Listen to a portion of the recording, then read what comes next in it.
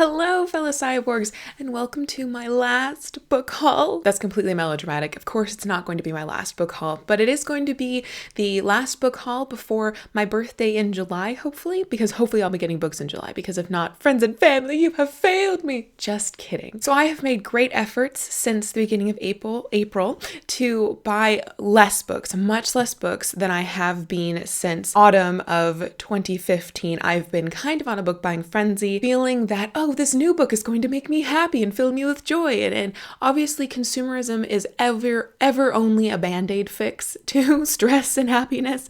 So I've been more at peace with my book buying and feeling less of an urge, but I have accumulated some. I do have also some pre-orders on the way, but you'll be hearing more about those in the future, hopefully. So let's get started with this petite haul. First, there's a couple books that you've seen me flash you in tag videos or in readathon wrap-ups, and this is one of them. It is How the Blessed Live by Susanna M. Smith. I heard about this from Mercedes' channel of Mercy's Bookish Musings. She just said all the right words to make me want to pick this up. It's short, beautiful language, Osiris and Isis myths, fairy tale myths, twins, Canada. I was just like, I think I need this. And fortunately, for once in my life, that I think I need this voice was actually true. I read this during the Author-a-thon readathon. I will link the wrap-up down below, and I adored this. I gave it 5 out of 5 stars, and since it has gone onto my Goodreads favorite shelf. I really want to reread this. I need to underline more of it. It was fantastic. I am so sorry that I'm telling you it's fantastic, because it is very hard to find now. I think almost all of the easily acquirable copies that were available when Mercedes did her review have been snatched up by people like me. So I apologize, but if you ever see a copy in a used bookstore near you or find one for less than $20 on the internet, pick it up, because I'm pretty sure that you will enjoy it. You've also seen this one. This was also in my Author-a-thon wrap-up. This is Anecdotes of Destiny by Isaac Dinesen, otherwise known as Karen Blixen. That was her actual name. Isaac Dinesen is her nom de nom. I gave this 4 out of 5 stars. This is a collection of short stories, including Babette's Feast, The Tempests, The Immortal Story, The Ring, and The Diver. And I really enjoyed 3 out of 5 of those stories, and I am so eager to pick up more Karen Blixen. Tra-la-la, isn't that great that I already have this one here? This is Winter's Tales by Isaac Dinesen. I keep saying Denison, but it's Dinesen. English and thinking vowels all sound the same. Karen Blixen wrote this. So frankly, I don't really know what this is about, but it's called Winter's Tales, and it's by Karen Blixen, whose writing style I wanted to know more about. You know my obsession with finding Christmas/winter reads.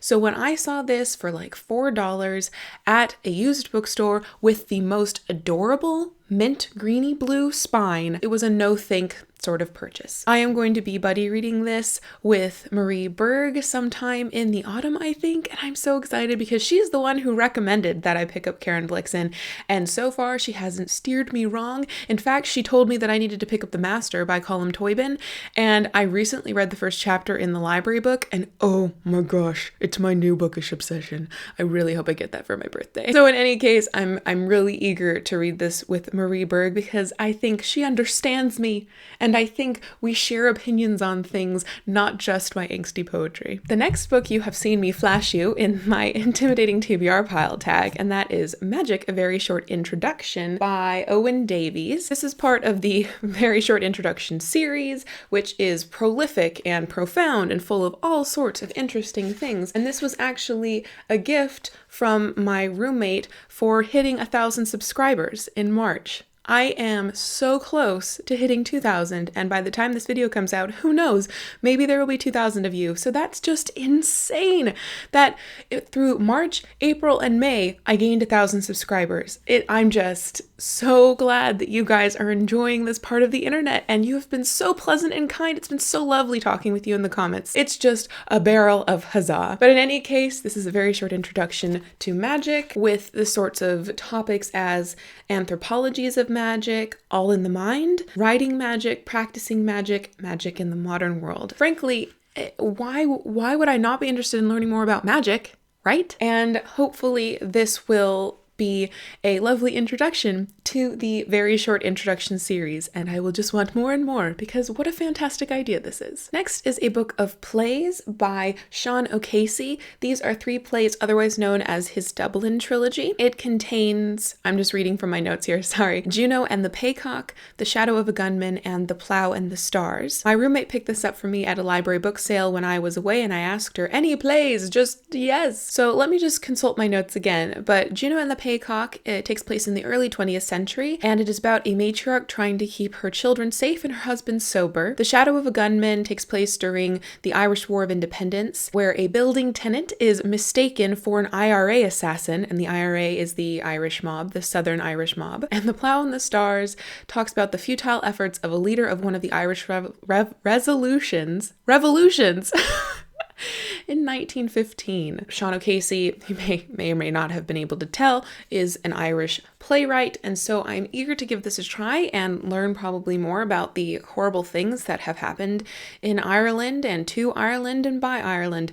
So hopefully you'll be seeing me get to this soon because play frenzy! Next, this is Patron by Teresa Kishkin. This is a novella published by Mother Tongue Publishing, which is based out of Salt Spring Island, BC in Canada, which is a hop, skip, and a jump from where I am currently residing, but will not be residing for very much longer. This is about a young woman in the 1970s living in Victoria, BC, who restores an ancient quilt of her family and then travels to Czechoslovakia, which is what it was called back then, to trace her Roma history over the unsettling terrain of Central Europe in a time of the Austro-Hungarian Empire. I really like the cover.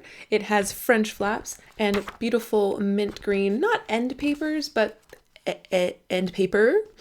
And it looks to be really well made, and I have also pre-ordered a book from them, so hopefully that'll be arriving sometime soon. But so far, I am ever so impressed with them. Mother Tongue Publishing was the company who produced A Short History of Crazy Bone by Patrick Friesen, which is a poetry collection, a long-form poetry collection that I gave 5 stars out of 5, obviously, in 2015. So I'm definitely looking forward to picking up more from them, and really excited to read this novella. And the last volume I have recently acquired is the complete novels of Jane Austen Volume 2. So this contains Emma, Northanger Abbey, and Persuasion.